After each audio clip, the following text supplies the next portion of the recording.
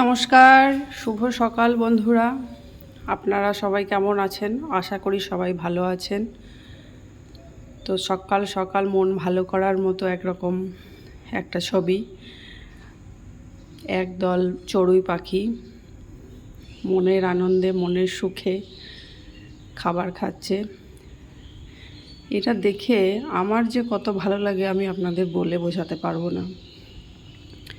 প্রত্যেক দিন সকাল হলেই এইভাবে এরা দলে দলে আসে, খায়, আবার মারামারি করে। দেখতে দেখতে সময়টা কেটেই যায়।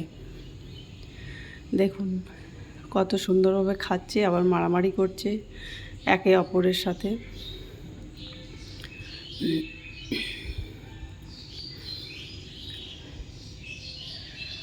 আপনারাও কারা কে কে এইরকম করে থাকেন অবশ্যই কমেন্ট করে জানাবেন। মন ভালো করার মতো একটা ভিডিও। তো এখন বাজে সকাল 6টা। আমি এখন গেটের চাবিটা খুলে ফেললাম। এরপর একটু বাইরে বেরোবো সূর্যি মামার মুখ দেখার জন্য। বাইরে বেরোনোর পর বাইরে দেখুন কি সুন্দর ঝলমলে রোদ উঠেছে, কত সুন্দর লাগছে। দেখুন গাছের ফাঁক দিয়ে সূর্যি মামাকে দেখা যাচ্ছে, পাতার নিচ দিয়ে কত সুন্দর লাগছে। অসাধারণ দৃশ্য। এই সকাল সকাল উঠলে ওঠার এমনই একটা মজা। গাছপালা, পশু পাখি, সূর্য সব কিছু মিলিয়ে এক মনোরম পরিবেশ তৈরি হয়।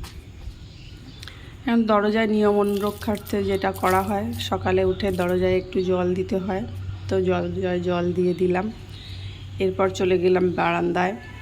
এই যে আমার ছানারাদেরকে আপনারা দেখলেন, সেই ছানাদেরকে খাবার দেওয়ার জন্য। তার প্লেট রাখাই থাকে। তো প্রত্যেক দিন আমি ওই প্লেটেই প্রত্যেক দিন সকালে খাবার দিই, দুপুরে খাবার দিই, আর পুরো প্লেট রাত্রের পর দেখি সকালে উঠে দেখি পুরো প্লেট ফাঁকাই আছে। এটা হচ্ছে আমার তুলসী গাছ। তো তুলসী গাছের ফাঁক দিয়েও সূর্যি মামাকে দেখালাম। এখন চলে এসেছি আমি রান্নাঘরে। তো আজকে সেরকম কিছু সবজি বানাবো না, আজকে সোয়াবিনের তরকারি হবে। সোয়াবিন আলু দিয়ে কষা কষা তরকারি হবে, আর একটু মসুর ডাল পুঁই শাক দিয়ে হবে। হ্যাঁ, আপনারা কারা মসুর ডাল পুঁই শাক দিয়ে খেতে ভালোবাসেন অবশ্যই কমেন্ট করে জানাবেন। তো আমি প্রথমে কড়াইয়ে তেল দিয়ে পাঁচফোড়ন দিয়ে টমেটো দিয়ে দিয়েছি। একে একে সব মশলাগুলো অ্যাড করে দেবো। মশলাগুলো দেওয়ার পর ভালো করে কষিয়ে নেব। কষিয়ে নেওয়ার পরে যে সোয়াবিন ভিজিয়ে রাখা ছিল তার জল ঝরিয়ে নেব।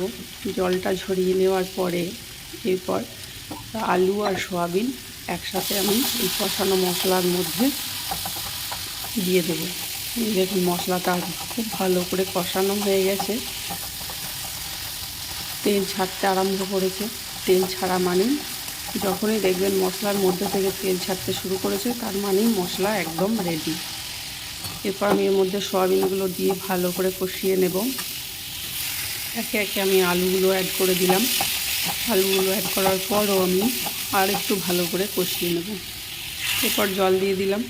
জল দিয়ে ফোটাতে দেবো খানিকক্ষণ। ফুটে উঠলে সোয়াবিনগুলোও সেদ্ধ হয়ে যাবে। ততক্ষণ ওটা ফুটুক। এটা জানলা দিয়ে দেখুন বাইরে একটা সজনে গাছ আছে আর একটা কলা গাছ আছে। তো সোয়াবিনের তরকারি আমার হয়ে গেছে, আর এদিকে ডালও সেদ্ধ হয়ে গেছে পুঁই শাক দিয়ে। এটাকে শুধু সম্বুরে